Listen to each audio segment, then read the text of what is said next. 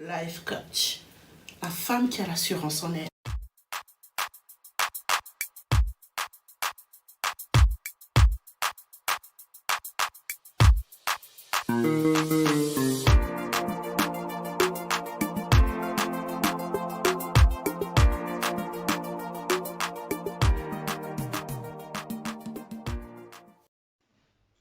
Bonjour, bonjour, comment tu vas? J'espère que tu vas bien. Moi, je vais très très bien par la grâce de Dieu. J'espère que tout va bien aussi chez toi. Alors, je vous reviens cet après-midi avec une nouvelle vidéo croustillante. Les différents déclencheurs de stress au sein d'un foyer. Toi, femme, on se connaît. La bouche d'une femme peut construire un immeuble, comme ça peut détruire tout cet immeuble qui vient à peine d'être construit. Est-ce que tu retiens ta langue? La bouche d'une femme peut arranger, comme ça peut aussi tout gâter. Femme, contrôle-toi. Contrôle ton langage vis-à-vis de ton mari. On ne se détourne pas du sujet. Les différents facteurs déclencheurs de stress dans un foyer, première des choses, les obligations du quotidien. C'est-à-dire le ménage, la cuisine, la lessive, un peu de tout. Ça peut déclencher aussi le stress. L'homme, quand il s'élève le matin, prend sa douche, il se brosse les dents, c'est fini. La femme, c'est elle qui va s'occuper de la maison. Il faut que la maison soit toujours propre, il faut toujours qu'elle prenne soin d'elle et tout et tout. Mais ça aussi, c'est la faute de la femme. Pourquoi? Parce que quand vous faites tout ça là, le mari, quand il s'élève le matin, il n'y a plus rien d'autre à faire, à part se positionner devant la télé, regarder la télé, après aller se coucher ou bien sortir, aller voir des amis. Après, tu diras que monsieur, tu ne m'aides rien. Le début de votre relation, c'est quoi? Comment a été le début de votre relation? Parce que généralement, quand une femme est stressée, la maison peut prendre feu. Quand elle se laisse submerger par sa colère, la maison peut prendre feu. Mais elle oublie une chose, le dialogue. Il y a des moments qu'on est fatigué, c'est normal, ça peut arriver. Et quand on est fatigué, quand on ne se sent pas bien, quand on est submergé par X ou Y chose, ça peut être même le stress, même du boulot. Il ne faut pas ramener ça à la maison, il faut savoir faire la part des choses. Quand tu arrives chez toi, tu es chez toi. Tu prends ta place de femme, il prend sa place de mari. Quand c'est comme ça, il faut savoir lâcher prise. Il y a des moments où moi-même, je n'ai même pas envie de passer même à la cuisine. Il y a des moments où je n'ai même pas envie de faire le ménage. Tout c'est le dialogue. Je dis, chérie, comme tu vois aujourd'hui là, non, je ne me sens pas bien. Vous allez voir que, puisqu'il sait que tu es fatigué, il le fera à ta place. Mais si tu n'as pas pris la peine de pouvoir l'expliquer, que tu es fatigué, si tu n'as pas pris la peine de pouvoir le faire comprendre que ça ne va pas, que ça peut aussi arriver à un moment donné que tu craques, que tu n'as pas envie de faire le ménage ou la cuisine, il y aura toujours des disputes.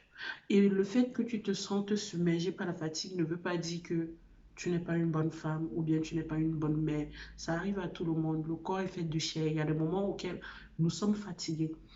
Il y a des moments auxquels on n'a plus besoin de faire tout ça. Il y a des jours que tu te lèves le matin, tu n'as envie de rien faire. Mais le manque d'organisation aussi peut être la cause de ce problème. Et je tiens toujours à insister que quand une femme est malheureuse, le mari l'est automatiquement et les enfants encore plus, puisque c'est ce que vous renvoyez comme image à l'enfant. Si la femme ne va pas bien, le mari doit essayer de comprendre, doit compatir à la douleur. Donc, il y a aussi problème d'organisation. Comment est-ce que vous vous organisez dans la vie quotidienne de la maison?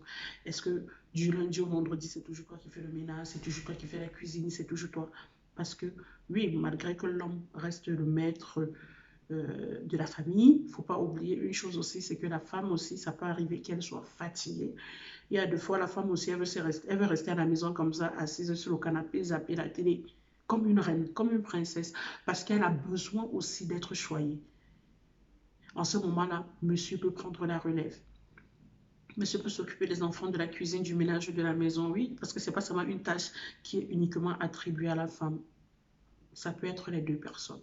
Mais si vous n'êtes pas bien organisé au sein de votre foyer, au sein de votre couple, il y aura toujours et toujours des conflits, toujours et toujours des problèmes.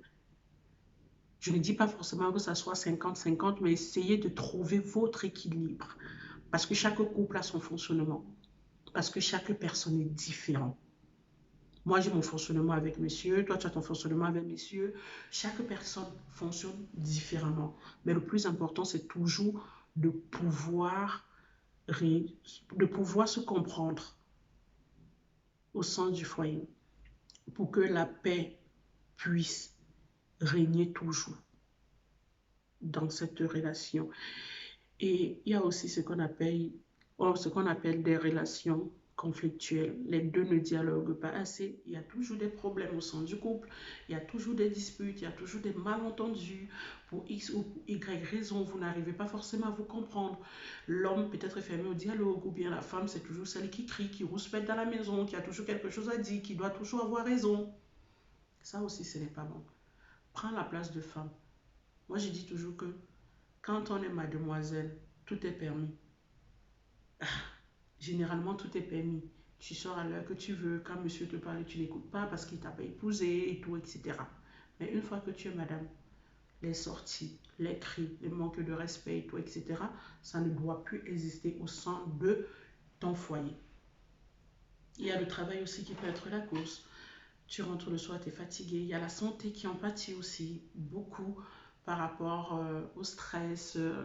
Deux fois, tu es malade et tout, etc.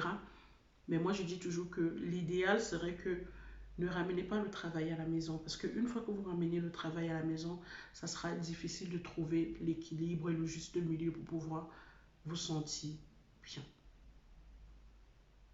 L'homme est là, il a sa place. La femme est là, elle a sa place.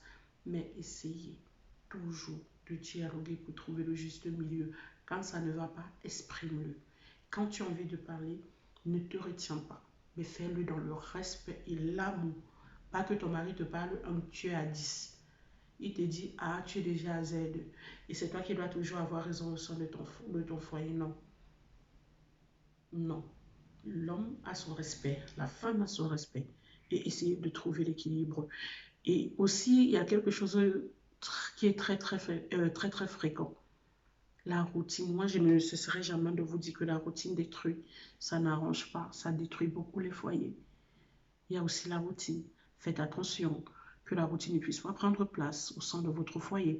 Essayez toujours de vous comprendre, monsieur et madame. Essayez de dialoguer. Et surtout, il y a des choses que je vois ici qui me choquent des fois. Les enfants ne contribuent même pas au ménage. C'est-à-dire que madame fait tout. Les enfants sont là, ils ne foutent rien parce qu'ils n'ont pas été élevés dans ce sens.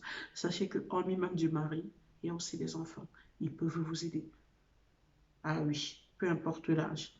Il faut apprendre à l'enfant quand il est petit, que si maman, par exemple, fait la vaisselle, même s'il ne sait même pas encore balayer, mais qu'il commence déjà à apprendre.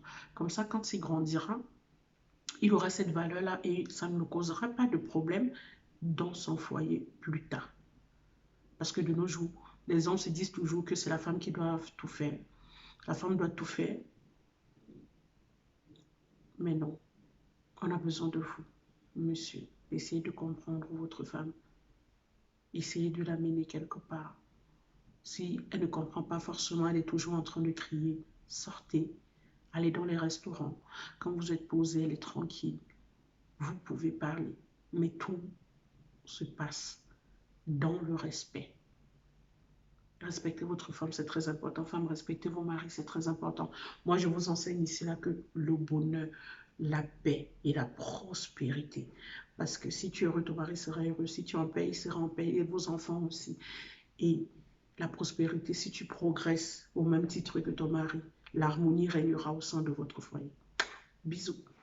N'oublie pas de partager. Pardon, j'allais oublier. N'oublie pas de partager. Abonnez-vous. Commentez. Likez. J'ai besoin de ça. Comme ça, la famille s'agrandit. On se prend dans une prochaine vidéo. Bisous, bisous. Ciao.